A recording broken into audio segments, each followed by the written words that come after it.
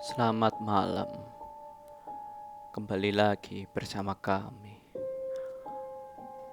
Malam ini kami akan menceritakan pengalaman Rina ketika ia harus dirawat di rumah sakit. Rina merupakan siswa SMA di salah satu sekolah unggulan di kotanya. Parasnya yang ayu dan sikapnya yang ramah tentu membuatnya mudah disukai oleh setiap orang.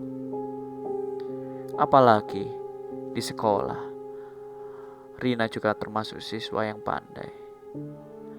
Tentu yang membuat semakin sempurna adalah keadaan rumah Rina, di mana kedua orang tuanya sangat menyayanginya.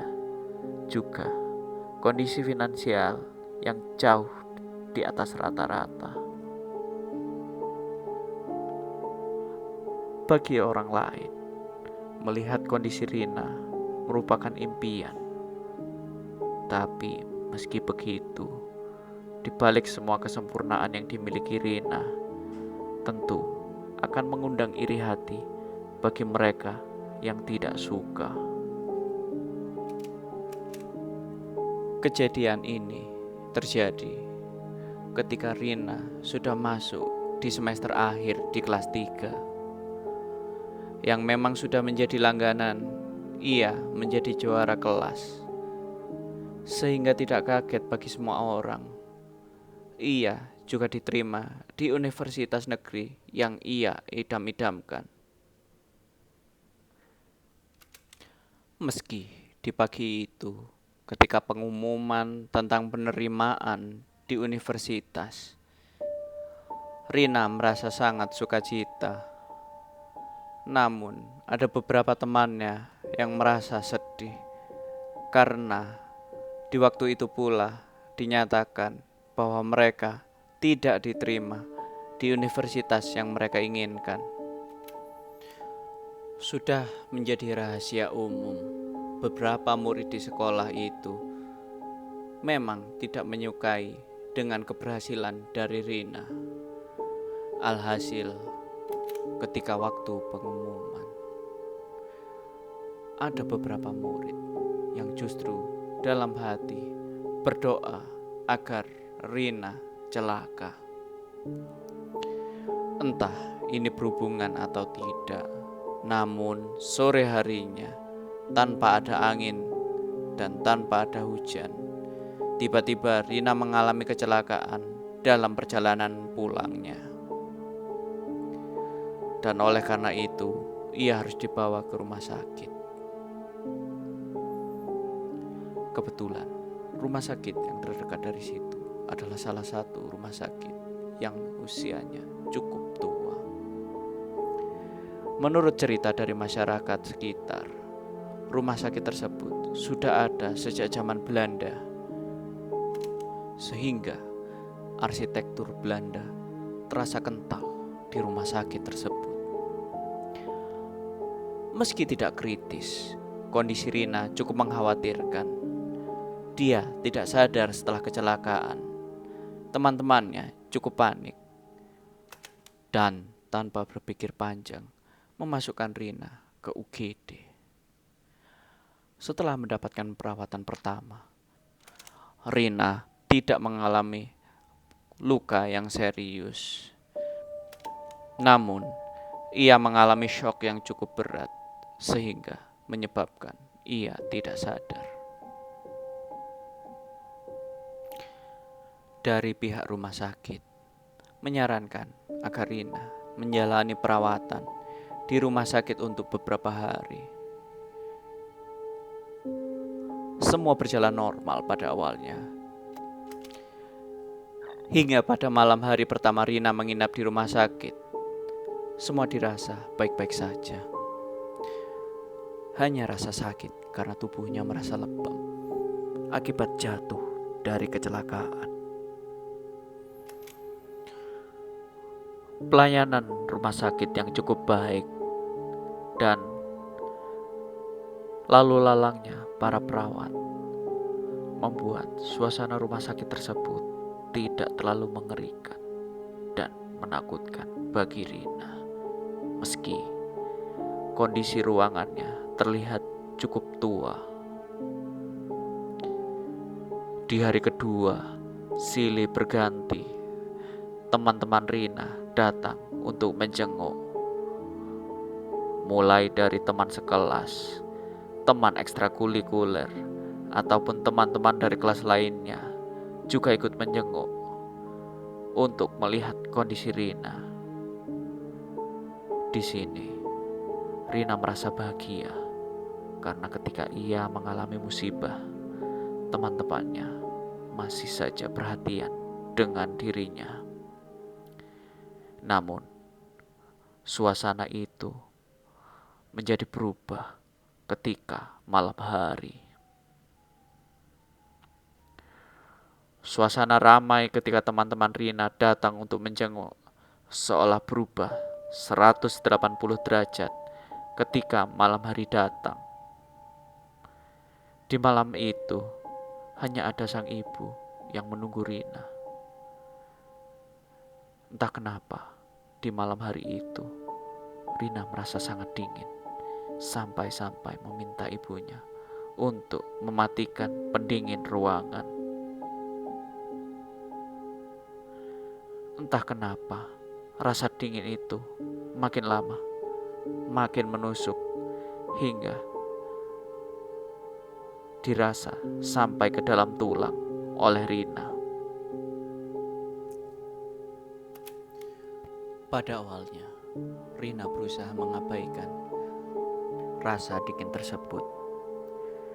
Namun, makin lama, rasa dingin ini makin menguat, hingga ia tak lagi dapat menahannya.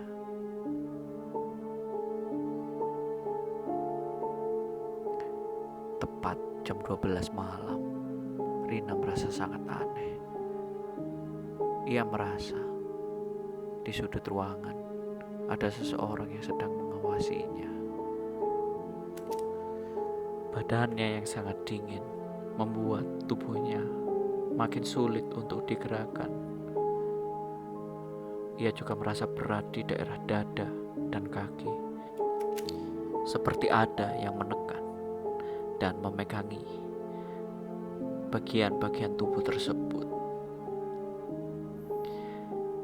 Meski begitu, ia berusaha sekuat tenaga untuk menggerakkan badannya dan membuka kedua matanya, karena dari tadi ia berusaha tidur namun tidak bisa. Ketika ia sanggup membuka kedua matanya, betapa kagetnya ia ketika dalam keadaan setengah sadar, di atasnya ia melihat ada makhluk berwarna hitam mendekati dirinya dengan senyuman yang begitu sinis. Di bagian kakinya, ia melihat ada dua makhluk dengan tangan yang panjang memegangi agar kakinya tidak bergerak.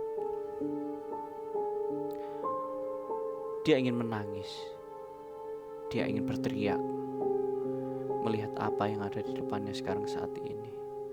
Namun, apa daya, tubuhnya seolah tidak bisa ia kendalikan. Dia hanya bisa berdoa di dalam hati agar apa yang ada di hadapannya saat ini segera berakhir, karena ia benar-benar merasa ketakutan sampai ke dalam tulang.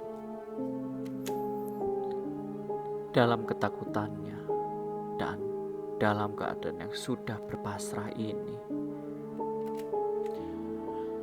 tiba-tiba ada ketukan halus dari pintu kamarnya, dan dari luar tampak seorang suster yang tidak pernah ia lihat masuk ke dalam untuk memeriksa Rina.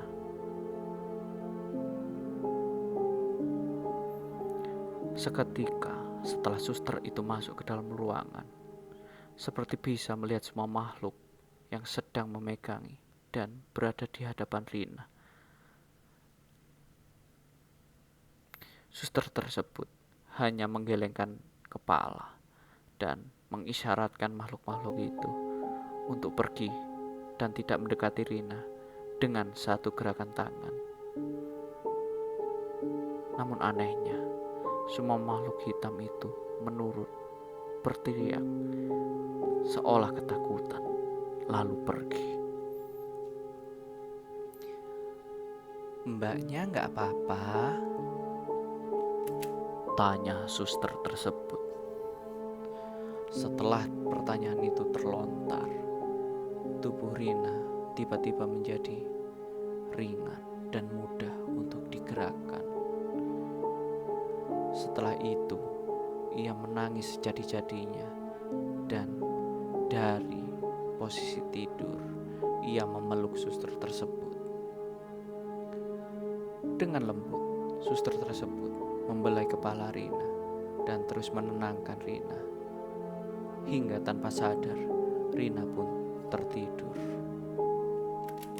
Entah berapa lama Rina tertidur, namun setelah beberapa waktu, Rina dibangunkan oleh sang ibu.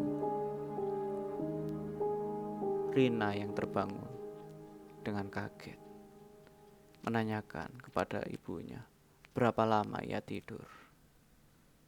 Ibunya menjawab bahwa ia tertidur atau bisa dibilang tidak sadar lebih dari 2 hari. Rina yang merasa kaget karena ia merasa hanya tidur sebentar, menceritakan semua pengalamannya yang ia rasakan sebelum ia tertidur kepada ibunya. Mulai ketika ia merasakan kedinginan di badannya yang menjadi kaku dan tidak bisa digerakkan, hingga ia dikelilingi oleh makhluk berwarna hitam, sampai di bagian di mana ia didatangi oleh suster yang ia tidak kenal di tengah malam. Ia menceritakan semuanya kepada sang ibu. Namun, setelah mendengarkan cerita itu, sang ibu khawatir karena ia takut Rina mengalami gagal otak. Karena sang ibu tidak ingin menunjukkan kekhawatirannya, ia hanya mengiyakan semua cerita Rina. Sampai di mana ada seorang perawat yang datang untuk memeriksa keadaan Rina. Di situ, tanpa sengaja, sang perawat mendengar bahwa Rina didatangi oleh suster yang datang di tengah malam. Di sini, sang suster yang merasa kaget atas cerita Rina menjelaskan bahwa di rumah sakit tersebut ada semacam legenda di mana apabila seorang pasien mendapatkan kesulitan di tengah malam, maka akan ada suster yang tidak pernah ia kenal datang membantu. Suster tersebut tidak pernah mengganggu, namun justru malah menolong setiap pasien yang membutuhkan bantuan di tengah malam. Setelah mendengarkan penjelasan dari suster tersebut, tiba-tiba Rina teringat dengan pesan yang remang-remang ada dalam ingatannya. Dalam ingatannya, suster tersebut berbisik, "Buanglah benda putih yang ada di bawah kasurmu, Rina. Karena itu yang mengundang makhluk-makhluk itu untuk mengganggu kamu." Di sini, Rina meminta sang ibu untuk memeriksa apakah ada benda yang aneh di bawah kasurnya. Dan begitu kagetnya semua orang ketika sang ibu menemukan sebuah bungkusan putih diletakkan di bawah kasur Rina.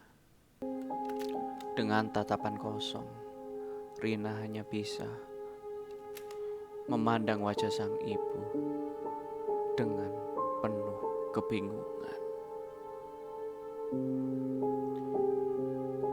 Dari cerita Rina, kita bisa mengambil pelajaran bahwa kebahagiaan kita belum tentu menjadi kebahagiaan orang lain.